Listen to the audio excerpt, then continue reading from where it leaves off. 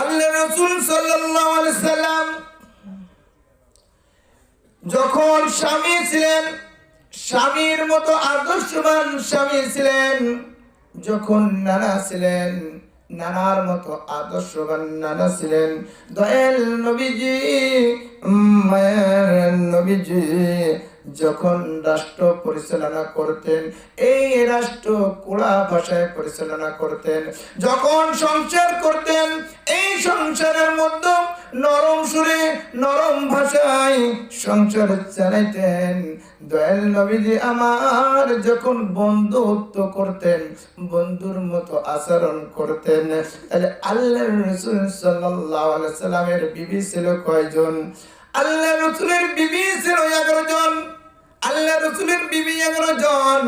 11 জন বিবির ভিতর থেকে একজন বলছে, ইয়া রাসূলুল্লাহ, ইয়া হাবিবাল্লাহ, আপনি সবচেয়ে কাকে বেশি ভালোবাসেন আমাদের মধ্যে? আল্লাহর রাসূল সাল্লাল্লাহু আলাইহি সাল্লাম খুব চালাক ছিলেন, খুব বুদ্ধিমান ছিলেন। বলছে, আমার বিবিরা, তোমরা বলছো আমি কাকে ভালোবাসি, এখন আমি যদি বলি আমার খাদিজাকে ভালোবাসি, আমার আয়েশাকে ভালোবাসি, তাহলে তোমাদের মধ্যে ঝগড়া ফাসাদ হবে, রাগ করবা। আমি এই কথা আগামীকাল ফজরের নামাজের পরে বলবো আমি কাকে ভালোবাসি। বলেন সুবহানাল্লাহ। আল্লাহ রাসূল সাল্লাল্লাহু আলাইহি সাল্লাম রাত্রি সমস্ত বিবিগুলো হুজরায় গেলেন।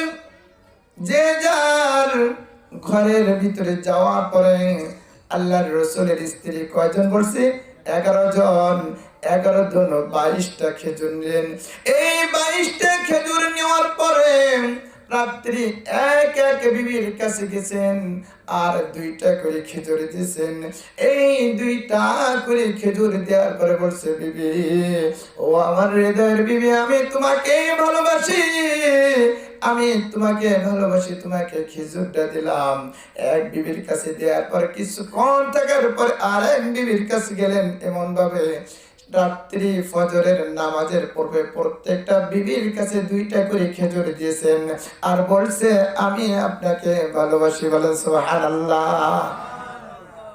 আল্লাহর রাসূল দয়াল নবীজি, মায়ের নবীজি ফজরের নামাজ কালাম পড়ে আস্তে আস্তে যখন বাসায় চলে আসতেছেন, তখন বলছে, ইয়া রাসূলুল্লাহ, ইয়া হাবিবাল্লাহ, আপনি তো বলেন না আপনি কাকে ভালোবাসেন। এই জবাবটা, এই প্রশ্নের উত্তর পাই নাই। আল্লাহর রাসূল বলছে, সমস্ত বিবিগুলো